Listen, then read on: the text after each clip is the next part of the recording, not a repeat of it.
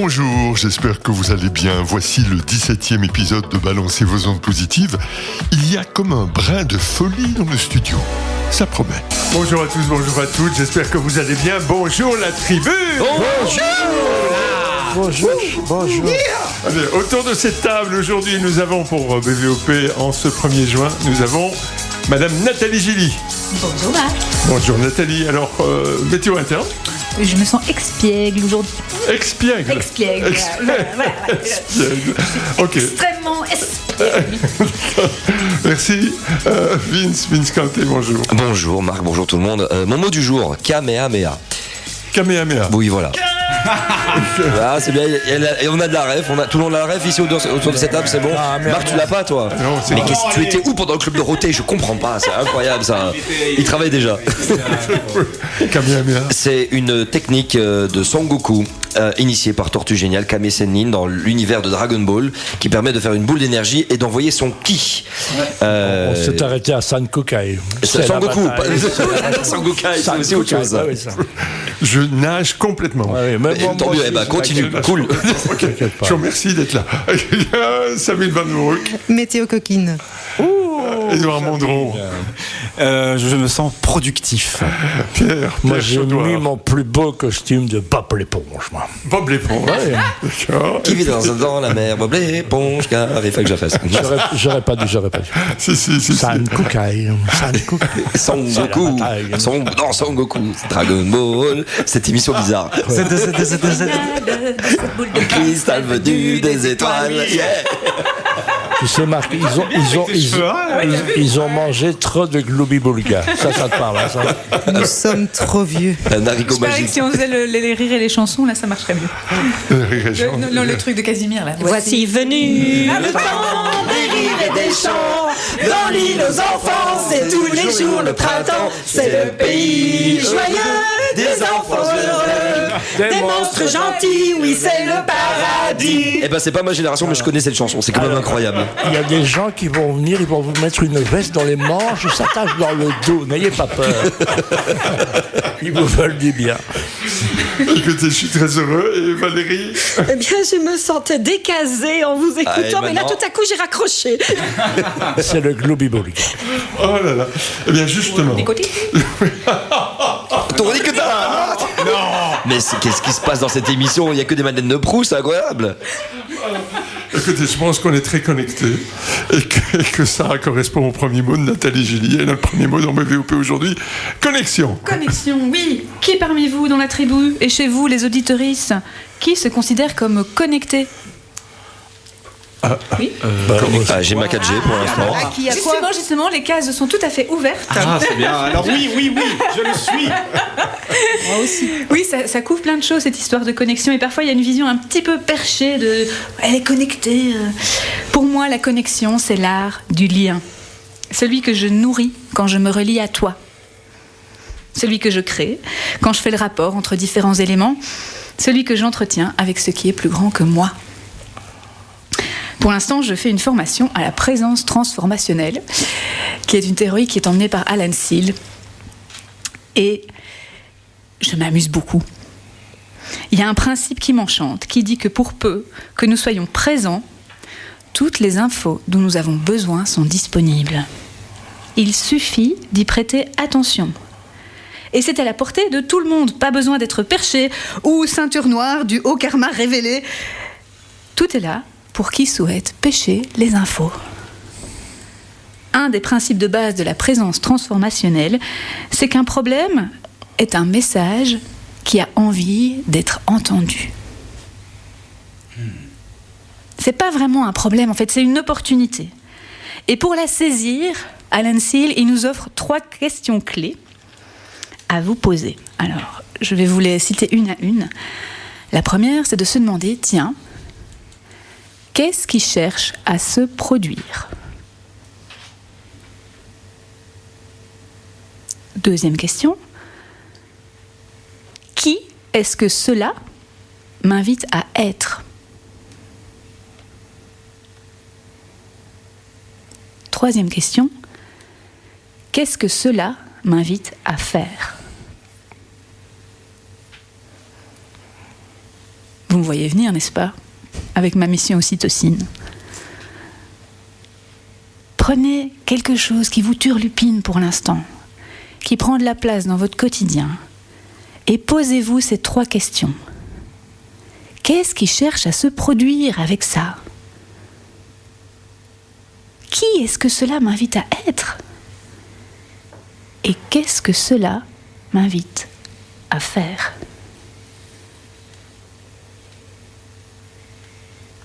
Osez écouter ce que vous entendez et savourer les opportunités. Zoupiti zoup. Merci Nathalie. Connexion. 3 questions que je ne me suis jamais posées. En tout cas pas de cette manière-là. Et pas en suivant. Et depuis très longtemps. Je pense que ça va m'aider.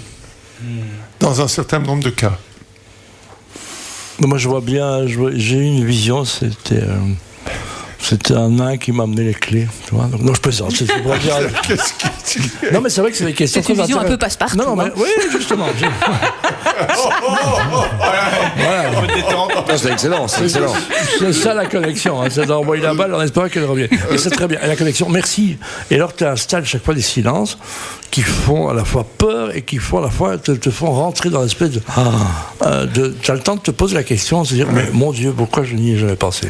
Merci, vraiment. Oui, les silences, les moments de pause, hein, dont tu es friande.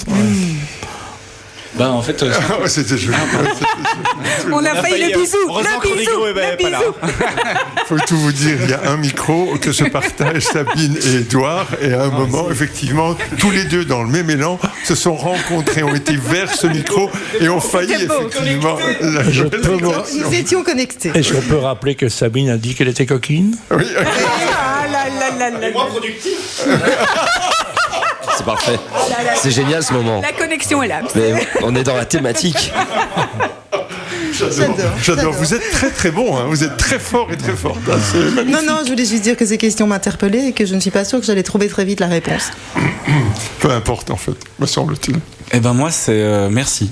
Gratitude pour cette chronique qui est celle qui me connecte le plus à toi depuis 2 saisons. Donc j'aime beaucoup et je vais garder ces questions-là. Cœur avec le main. On se connecte vers le cœur. L'intégration, intégrer encore une fois ce qui a été dit. On a tous des trucs qui prennent de la place et c'est pas pour rien. Si ça nous gêne, ça veut dire que ça veut nous raconter quelque chose et parfois on essaie de pas prêter attention, on lutte contre ça.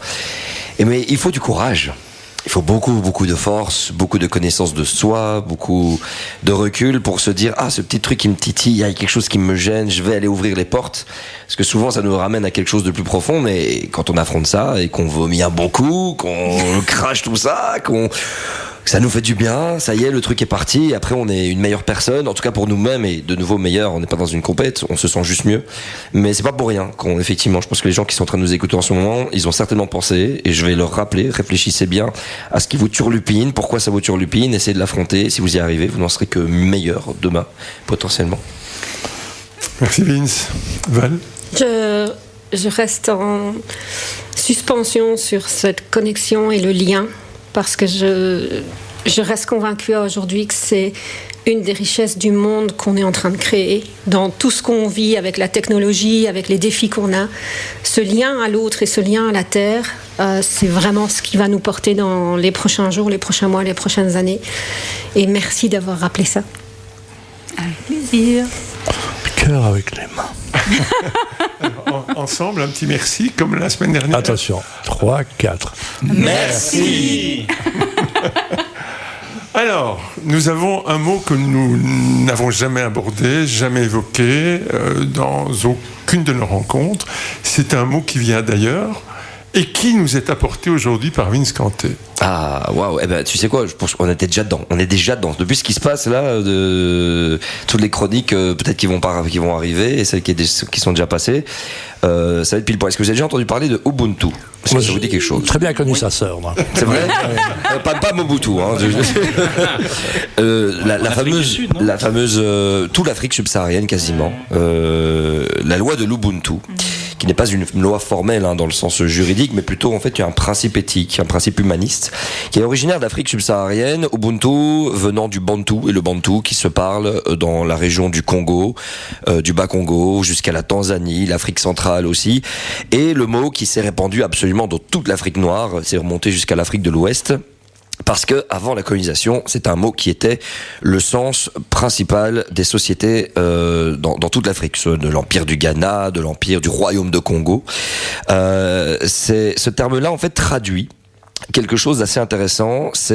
On peut le définir comme humain. Donc Ubuntu signifie humanité. Et donc lorsque les personnes apprenaient à vivre, à fonctionner en société, ils disaient tout, je suis Ubuntu, je suis humain. Nous sommes humains, nous sommes humanité. Et ça signifiait autre chose. Je suis parce que nous sommes. Et donc je ne peux pas être si nous ne sommes pas. Et c'est ça qui est intéressant. Ce mot-là est revenu d'une discussion que j'avais avec un ami qui s'appelle Calvin Suarez, qui est d'ailleurs le premier président noir de toute l'histoire de la Belgique au Parlement francophone bruxellois. Et on parlait un petit peu, tu sais, de cette déconnexion. Enfin, quand je dis tu sais, c'est parce que je regarde Marc, mais vous aussi, si vous qui êtes en train d'écouter, cette connexion qui a été perdu justement, qui s'est amenuisé, qui avec le temps a commencé à se perdre, où humain, Homo sapiens, c'est considéré comme je, mais plus comme je suis parce que nous sommes. Et quand on regarde un petit peu dans l'histoire, on s'aperçoit effectivement que notre mainmise sur la terre, sur la biodiversité, sur le vivant, fait que tout d'un coup, il fallait nous ériger, il fallait nous sortir, il fallait conceptualiser la nature, il fallait conceptualiser le vivant comme quelque chose d'autre, différent de nous, et qu'à partir de ce moment-là, on a commencé à le considérer comme différent de nous est devenu plus important, et que notre empreinte a commencé à grandir de plus en plus jusqu'à arriver aujourd'hui, avec les limites planétaires dépassées. Et je discutais avec mon ami Calvin en disant, mais Calvin, c'est quand même important pour nous de pouvoir retourner à nos racines, à nos sources. Il y a très peu de films qui racontent notre histoire, il y a très peu de contes. J'invite les gens à se renseigner sur les histoires de Sunduru Kanté, dont je suis un des descendants, puisque je m'appelle Kanté. Alors, il y a beaucoup de Kanté, je vous rassure, c'est pas comme si j'avais quelque chose d'exceptionnel. Ou Sundiata Keita, qui sont tous des noms vraiment de la culture noire africaine, qui parlent toutes et tous, à un moment donné, d'Ubuntu. Et Calvin me dit, tu sais, Vince, si on veut pouvoir réhabiliter le monde, régénérer le vivant, il va falloir retourner à l'Ubuntu. Et à ce moment-là, je me demande, mais explique-moi, creuse. Et c'est incroyable parce que l'Ubuntu, c'est le même principe qu'un atome. Et un atome tout seul, si on prend même les histoires de la physique quantique, on ne sait pas si c'est de la matière ou si c'est une onde. On ne sait pas s'il est là, s'il n'est pas là. Et dès que tout d'un coup tu rajoutes un élément à cet atome, tu rajoutes un autre atome, ça crée quelque chose de nouveau, des molécules, jusqu'à ce que la matière bien solide. Et de nouveau, nous humains, si nous sommes seuls, et aujourd'hui malheureusement avec le système économique dans lequel nous sommes et nous évoluons à l'échelle mondiale, on a de plus en plus été isolés. Je veux les choses avec mon goût, à ma couleur, la baraque comme je l'imagine, moi, mon burger personnalisé, moi, mais on en perd l'essence même de la matière, on en perd l'essence même de la molécule. Et l'Ubuntu, si tout d'un coup nous revenions à ça, ce qui n'est pas perdu, en Afrique, on a gardé l'Ubuntu vraiment encore au centre de certains villages, considérer que si je suis ici aujourd'hui, si cette émission peut exister, c'est pas parce que moi je suis arrivé avec mon passé de radio, d'animateur radio, c'est pas puisque Marc est arrivé simplement en mode voilà, moi je suis Marc Vossen, j'ai ma réputation, non. C'est nous tous ici qui faisons cette émission-là. Et plus que ça, c'est les mentors, les gens que nous avons rencontrés, ce qui nous a forgés. Et qu'en fait tout ce que nous faisons aujourd'hui au quotidien est dû à un grand tout, est dû à plein de gens. Et je donne toujours l'exemple un petit peu de mon fils. Vous savez, j'aime bien ramener mon fils dans les émissions. Et ce qui est assez dingue, c'est que je note chaque entraîneur qu'il a eu. Et je lui dis, regarde la liste, déjà mon fils, t'as déjà eu 5 entraîneurs, t'as commencé le foot en 1 an. Parce que, quel que soit ce qu'il fera plus tard, si il fait, et qu'il continue, et qu'il excelle, de lui dire, dans le principe de l'Ubuntu, tu es parce qu'ils ont tous été là pour toi. Et ça, on ne doit pas l'oublier, ça nous permet véritablement d'avancer tous ensemble et reconsidérer le vivant, et nous tous ensemble ici, de retrouver un véritable plaisir en société, dans l'Ubuntu, mais pas juste pour sa petite pomme et son petit iPhone, si vous voyez ce que je veux dire. Merci, Vince. Saga Africa. Voilà, attention, des secousses. C'était l'amour. Voilà. Non, pas l'accent. T'inquiète pas, je t'autorise. Ouch, exactement. Ouch, référence à l'épisode dernier. Allez, écoutez. Et il faudrait réinventer le latin en disant errare Ubuntu est, alors. Ah ouais, bien vu ça. Joli. Donc, voilà. Très joli. Très beau. Quelqu'un a envie de réagir? J'ai envie de rebondir par rapport à ce que tu racontais, ce qu'on vit encore dans les cultures, qu'elles soient africaines ou sud-américaines, où en fait on n'a pas perdu le lien ni à la tribu, ni à la terre. Ce qu'en fait on a perdu chez nous, par la mécanisation, par les nouvelles technologies. Et je ne suis pas opposée à ça, à partir du moment où elles aident, mais pas dans un but simplement de faire ça. Et j'ai juste envie d'encourager les papas, les mamans, les grands-parents à retourner aussi avec leurs enfants dans la nature pour que les enfants ne pensent pas que les vaches sont toutes mauvais blanches et que ce sont quand même les petites marmottes qui emballent le chocolat. Ouais, c'est joliment dit. Dans le papier alu. Ouais, Oui. dans le papier alu. Non, il y a ce côté, mais alors, je retiens surtout le jeu en nous. Si on passe le jeu en nous, on résout 99% des problèmes. Totalement. Oui, et en même temps, on a besoin du groupe pour vivre, mais je reste convaincue que si on n'est pas bien avec soi-même, on ne peut pas bien fonctionner dans le groupe. Et donc la difficulté, c'est de trouver l'équilibre. On peut faire semblant. On peut faire semblant, mais on ne sera jamais vraiment soi. Donc c'est aussi important de se reconnecter à soi et de savoir qui on est, savoir ce qu'on veut. Et je pense que c'est si on commence par ça aussi qu'on va encore mieux fonctionner dans le groupe. C'est exactement ce que dit l'Ubuntu. Hein. Je suis parce que nous sommes et nous sommes parce que je suis.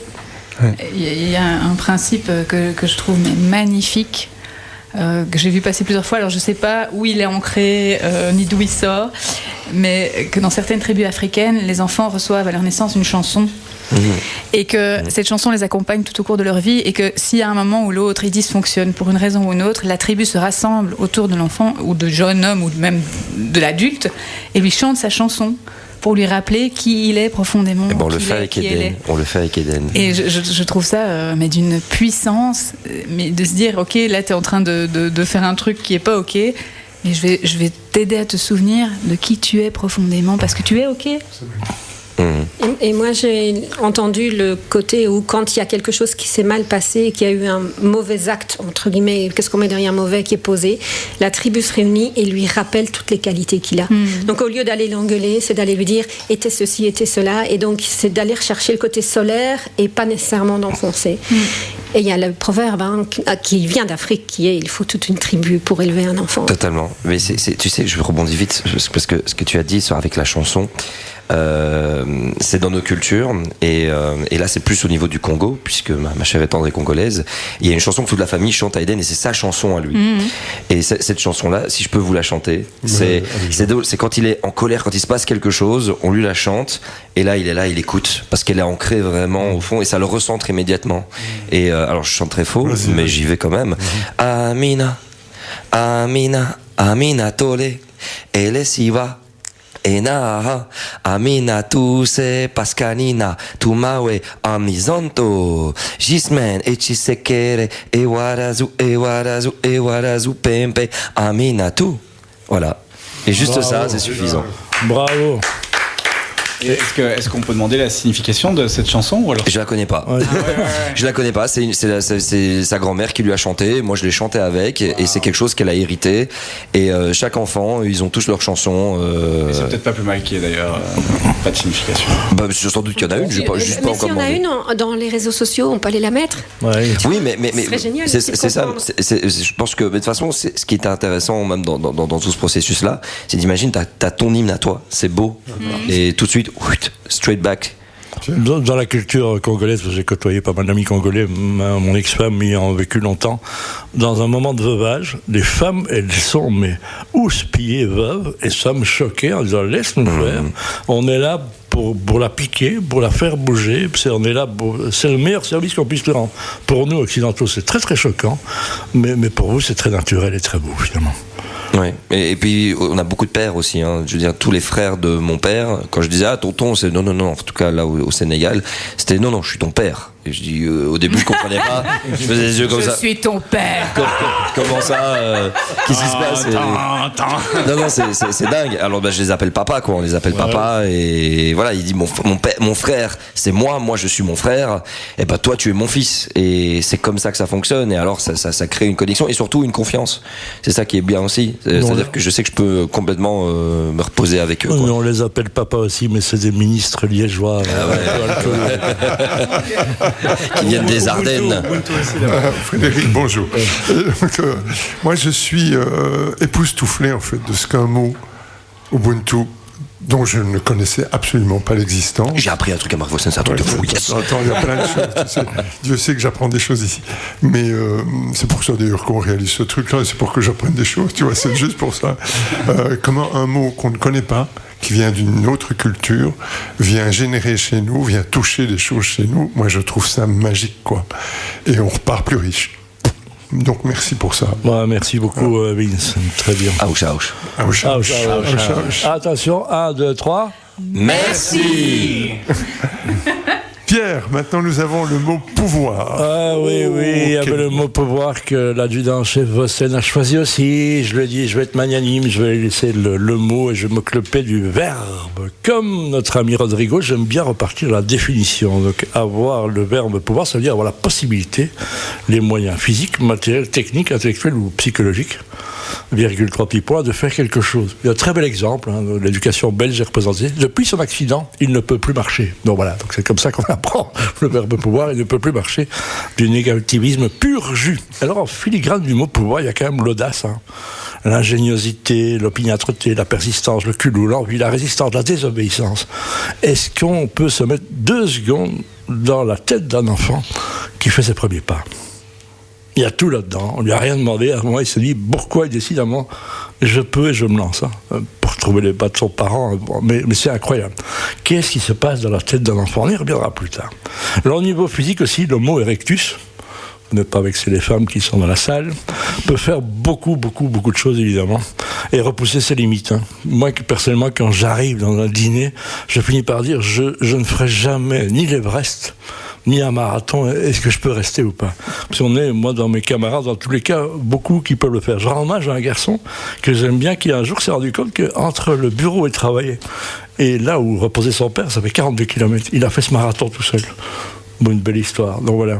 Et donc, 0,23% de la population envisage de faire un marathon. Il y a un mec qui s'appelle, c'est un hémérodrome. C'est quoi un hémérodrome ? C'est un livreur. Voilà, il vient expliquer. C'est un quoi ? Un livreur. Donc, un livreur du temps grec. Il s'appelle Philippides. Il a fait un marathon pour amener une mauvaise nouvelle. Et crac, il est mort, le garçon. Donc, je vois pas l'intérêt de faire les choses. Et puis, il y a ce célèbre chrono de faire le marathon en moins de 2 heures. Il y a un Kenyan, Eliud, qui choqué, qui a fait en moins de 2 heures, mais il a un peu trichoté, ça a été manigancé. Donc finalement, quand l'école est à 42 km de chez soi, on a l'habitude de faire des marathons, parce qu'il faut y aller en courant. Je dis ça pour rire, mais j'ai respect beaucoup, et en disant, il a dit, c'est un exploit. C'est aussi important qu'avoir marché sur la Lune. Il faut savoir qu'il avait des chaussures bioniques, des chaussures avec des plaques en métal absolument incroyables. Il avait un rayon laser qui lui montrait la course à faire. Il avait des lièvres devant lui et il a pu partir au moment où il choisissait. Au départ, maintenant, il a pu choisir. Et puis voilà, ça c'est les choses. Au niveau matériel aussi, en dehors du sport, l'homme a repoussé les limites techniques à son paroxysme. En 100 ans, on a évalué avec un excès qu'on connaît tous. Et on a explosé industriellement toutes les limites. On a tout fait et tout gâché aussi. Intellectuellement, on est en période de l'AI, donc on va pouvoir utiliser ça pour aller encore plus loin, un nouveau tremplin. Et puis on s'est dit que, milieu du XXe siècle, on s'est dit, mais nom d'un chien, le cerveau, c'est donc un muscle. On a découvert la muscularité du moteur principal de notre cœur, qui est le cerveau. Explosion totale, évidemment. C'est comme l'ordinateur, on n'utilise que 5%, ou un iPhone, dont parlait Vince tout à l'heure, on n'utilise que 5%, donc on apprend. Les neurosciences arrivent et pulvérisent tout, évidemment, avec des modèles mathématiques, et attention, computationnels. Computationnel. Ça vient de computer, voilà. Donc ça veut dire lié à l'informatique. Pour décrire les structures, les processus de fonctionnement du cerveau humain, on découvre que maintenant, on a tous un copain, un voisin, un fils, on a tous des gens atypiques, évidemment HP. Je vais prendre l'exemple des pilotes de chasse ou les pilotes de Formule 1, un cerveau qui s'habitue à aller très vite, et quand ils roulent à 120 km/h, ils ont l'impression d'être en slow motion. Même chose chez Basic Fit, vous avez un instrument pour tous les muscles, sauf pour le cerveau. Il n'y a pas de machine. Prends l'exemple, JFK, il reconnaissait, mémorisait des pages entières d'annuaires téléphoniques. Pour exercer sa mémoire. JFK, John Fitzgerald Kennedy. Voilà. Et puis, on s'est cru, mais finalement, les cruciverbistes, ce sont des sportifs, ces gens-là. Donc, c'est ça. Et puis, le cerveau, c'est le bouton on ou off du verbe pouvoir aussi. On décide d'y aller, nourrissons-le comme un enfant qui a mis des mois pour apprendre à marcher. Dieu sait pourquoi à un moment il a décidé d'y aller. Et on se rappellera que dans la savane, une jeune antilope a moins d'1 minute pour se mettre sur ses 4 pattes pour avoir une chance de survivre. Merci Pierre. Et je me permets, avant que j'intervienne sur le mot pouvoir, de regarder Édouard. Quand tu as parlé de marathon, d'un garçon qui a couru le marathon, et tu as dit une phrase par rapport à son père. Oui. Et il y a Édouard qui a fait un petit geste vers toi. Qu'est-ce que tu voulais exprimer là, Édouard ? Il a fait le marathon en mémoire de son papa. Et effectivement, la tombe de Jean-Pierre Mondron, dit Winnie Bourson, que je connaissais bien, était à 42 km exactement du bureau où il travaillait. Donc Édouard a fait ça avec son frère. Il m'a dit, vous voulez accompagner ? Non, c'est un truc qu'on doit faire, mon frère et moi. Et voilà, je voulais rendre hommage discrètement. Merci d'avoir relevé tout. C'est vraiment d'une délicatesse, toi. Oui, mais je trouvais que c'était juste touchant, le petit geste qu'il a fait en te touchant l'avant-bras pendant que tu exprimais cette réflexion et que tu disais ça. Mon corps était dans un état de transe quand Édouard m'a touché. Non mais ça m'a fait plaisir, franchement je le faisais beau parce que c'était assez incroyable, ça m'a époustouflé, ça m'a ébahi, ça m'a touché, voilà. Ouais. Je voulais lui rendre hommage. Ouais, c'est surtout à mon père. Quand je t'ai touché le bras, c'est plus lui qui parle parce que ouais, ça a été des démarches et de pouvoir marcher et de pouvoir faire ça en rendant hommage symboliquement avec cette distance qui était toute choisie ou toute décidée par quelque chose de plus grand, j'en sais rien. Mais oui, j'ai ramené son énergie des entreprises qui l'ont tué vers sa tombe qui est à La Nef. Et qui est dans le berceau Carolo. Et d'ailleurs, c'est amusant que ça vient là-dessus, parce qu'il y a 2 jours, j'ai un ami de la région de Charleroi qui m'a dit, mais toi... Un ami de la région de Charleroi ? Oui. Quel choc. Exactement, mais attention, t'es pas prêt à ce que je veux dire. Et cet ami me dit, mais... t'es tellement le cœur en avant et puis le mental qui fait tout son chemin pour libérer le cœur. Il m'a dit, mais toi, t'es pas Carolo ? Et puis je suis là, genre, en fait, mes origines, oui, le sont. Et donc je commence à réapproprier, et peut-être que cette touche-là avec mon père sur ton bras revient allumer certaines choses sur mes origines qui sont... J'ai juste une question, ça fait de moi un Carolo maintenant ou pas? mais à mon avis tu as des origines aussi Carolo. Alors je continue dans ce que je n'aurais logiquement pas fait par rapport à ce que Édouard vient d'évoquer, ce que Pierre vient d'évoquer. Est-ce que vous avez envie de dire quelque chose ? Est-ce qu'il y a quelque chose que vous avez envie de... l'un ou l'autre mot que vous avez... En fait, moi j'avais envie de répondre, mais vu ton intervention, du coup j'en ai un petit peu perdu mes moyens, et tant mieux. C'est comme ça que le cœur s'exprime. En fait, pouvoir, moi quand j'ai vu ce mot, il y a une connotation si négative, et toi tu l'as amené avec beaucoup de bienveillance, et aujourd'hui j'associe le terme pouvoir avec responsabilité, parce qu'il y a aussi peu de gens qui ne peuvent pas, et que quand on peut, il y a une notion d'engagement qui vient et de responsabilité par rapport à un monde qui est et qui attend ceux qui sont prêts aussi à pouvoir faire des choses. Je veux simplement dire que pouvoir en anglais ça veut dire mai. On est au mois de janvier, ça veut dire mai, tout mai. Mais on est sorti le 1er juin, mais en mai, fais ce qu'il te plaît. En fait. C'est joli. Justement, le pouvoir. J'aime le pouvoir. Je l'ai toujours aimé. Parce qu'il me permet de choisir ce qu'on fait. Comment on le fait, avec qui on le fait, pourquoi et pour qui on le fait. J'aime décider, j'aime diriger, j'aime avoir le choix. À 15 ans, je voyais Jean-Yann, directeur de radio. Dans le film, tout le monde il est beau, tout le monde il est gentil. Tout le monde il est beau, tout le monde il est gentil. Et j'ai dit ça je veux être. J'ai pas dit ça je veux faire, j'ai dit ça je veux être. Le pouvoir me fascinait. Je ne savais pas pourquoi exactement. Peut-être parce que je voyais la lutte de pouvoir entre mon père et ma sœur.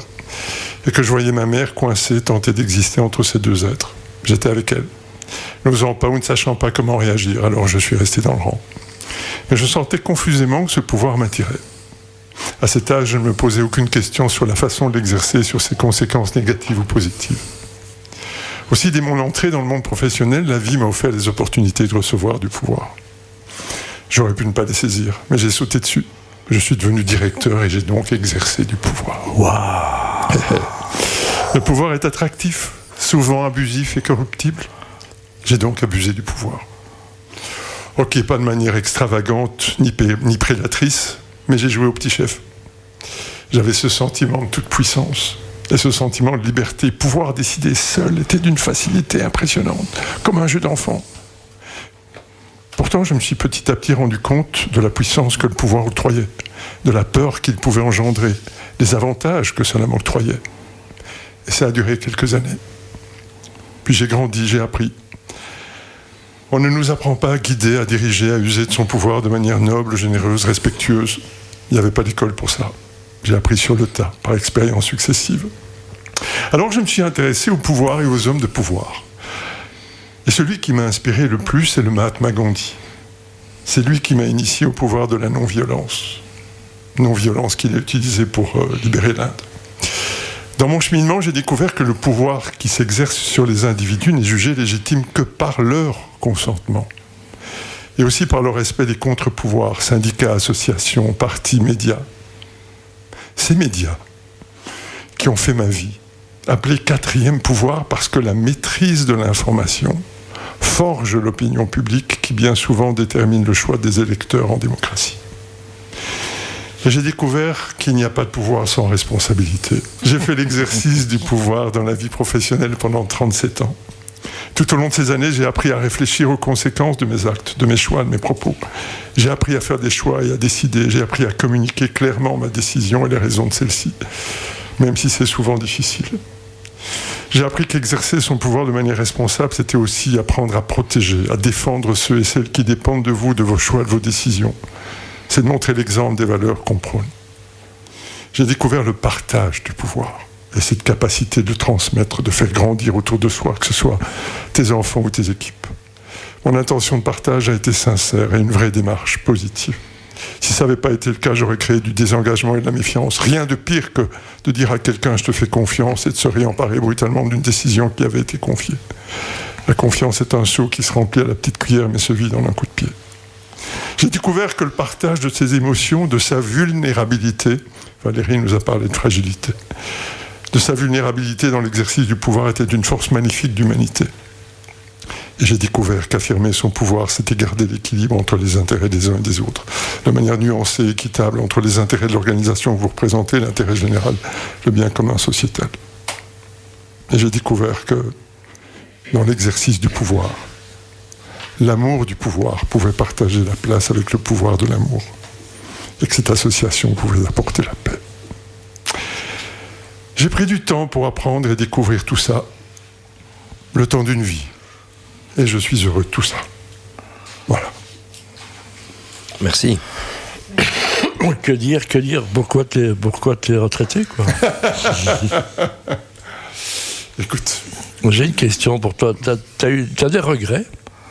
Des choses que tu aurais fait plus tôt ou autrement, et des choses que vraiment tu as déjà demandé pardon à quelqu'un? Oui, j'ai demandé pardon à plein de gens. Ça, c'est sûr. Des regrets, j'ai pas. Remords, j'ai pas. J'aurais sans doute fait des choses autrement si j'avais su plus tôt des choses. Mais est-ce que j'aurais été comme je suis aujourd'hui si j'avais su plus tôt? Je ne sais pas. C'est difficile quand un gars comme toi, passionné, est bon et se retrouve dans un système qui n'est pas un humain, c'est une entreprise, qui a des méthodologies de fonctionnement, qui répond à un paradigme, à une façon de fonctionner. Et c'est pas un peu, tu sais, un peu bipolaire, tu vois. Ça doit être dur de voir. C'est un combat contre soi-même. Tu sais, c'est beaucoup ce que j'utilise dans mes conférences. Je parle beaucoup du pacte faustien, puisque ça fait beaucoup écho. Avoir de la notoriété fait du pouvoir, faire des émissions de radio pendant 10 ans, gérer des équipes, tout ça. On a conscience du pouvoir qu'on a même sur les gens. Et qu'à un moment donné, on a l'impression de l'avoir mérité parce qu'on a travaillé, que c'est normal. Et ça nous monte à la tête, et puis on se ramasse 2-3 claques qui nous ramènent un petit peu sur terre en se posant des questions sur nous-mêmes.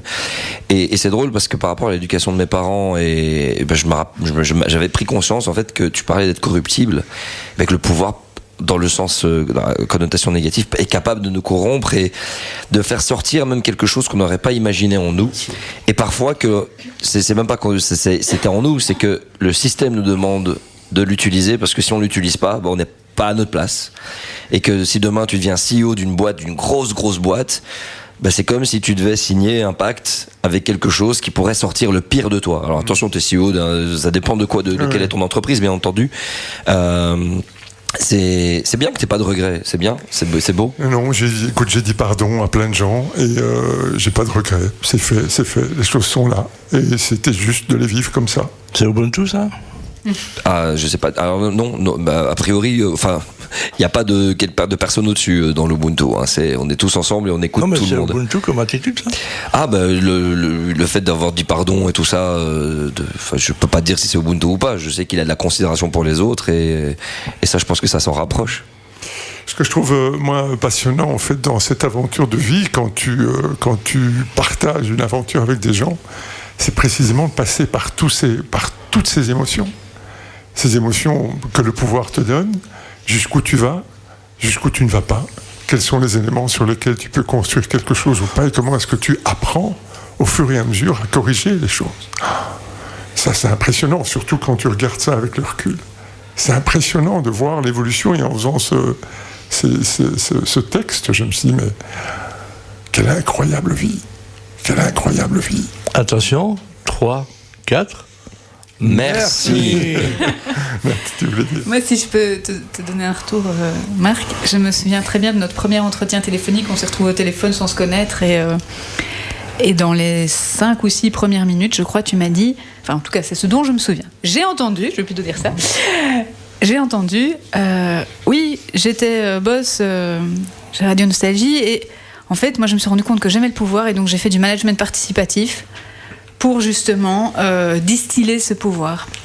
Et je me souviens très très bien de l'effet que ça a eu sur moi, cette phrase, parce que je me suis dit, waouh, le mec, je le connais ni d'Ève ni d'Adam, et il me livre un truc aussi révélateur ou aussi personnel que ça, en toute simplicité. Et je me suis dit, mais quelle puissance! Et je souhaiterais que toutes les personnes qui justement ont accès à des endroits de pouvoir puissent se regarder et se dire, bah oui, en fait, ouais, moi j'aime le pouvoir, ou au contraire, j'ai peur de ci, ou j'ai envie de ça, et qu'est-ce que je vais faire de ça ?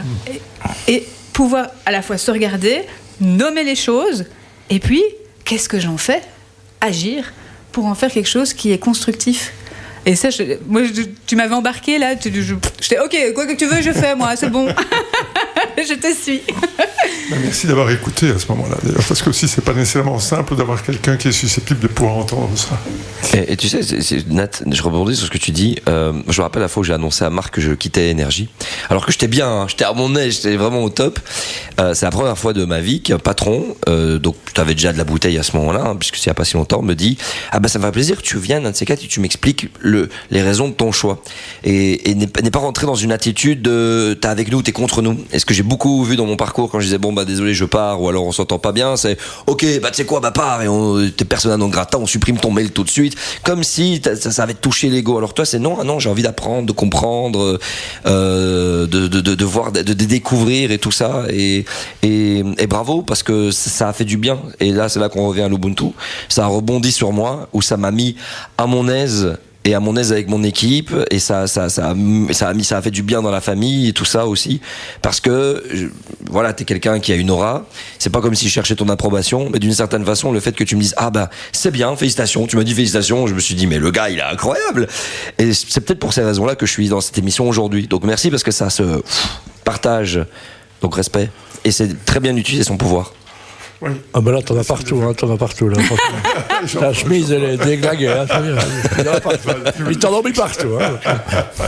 En fait, j'ai été très touchée par ta rubrique, dans le sens où moi j'ai peur du pouvoir, ou en tout cas j'ai eu peur du pouvoir très longtemps. Par peur de mon côté autoritarisme, par le peur de l'imposition, par le côté où je peux prendre des décisions qui impactent une équipe, une organisation, et donc j'ai toujours cherché à être la femme de l'ombre, comme j'ai appelé ça. Je voulais pas être celle qui soit dans la lumière et qui doive prendre les décisions, jusqu'au jour où j'ai découvert le pouvoir d'aimer. Et pour moi c'est ça en fait, c'est le pouvoir d'aimer. C'est d'aimer celui qui reste et qui fait sa mission, c'est d'aimer celui qui part et de le laisser prendre son envol vers autre chose. C'est le pouvoir d'aimer nos enfants comme ils sont et pas comme on voudrait qu'ils soient. C'est le pouvoir d'aimer en fait chaque personne qu'on croise. Et s'il n'y avait qu'un seul pouvoir dont aujourd'hui je travaille au quotidien pour être sûr que celui-là je l'assume, c'est celui-là, le pouvoir d'aimer. It's the power of love. Alors, Merci, Ivan. je me rassemble gentiment parce que ça a été très profond pour moi. Ça l'est encore, sans doute. J'ai presque envie de te demander pardon, moi. Non, merci surtout. Surtout merci et merci à ces hommes que vous représentez ici dans vos chroniques parce que aujourd'hui le masculin est rabâché justement sur ces abus de pouvoir et c'est les chenotonnés que je trouve que la vulnérabilité qu'on fait preuve ici dans ces chroniques diverses et variées ramène la justesse dans le milieu entre ce masculin et ce féminin qui s'embrasse pour ramener un équilibre qui a été dans les extrêmes mais qui est là, qui est attendu et voilà, un honneur de faire partie de vous ici. Merci et j'embrasse mon père grâce à toi. Winnie l'ourson, on l'embrasse. J'aimais beaucoup ce monsieur. Attention, 1, 2, 3. Merci.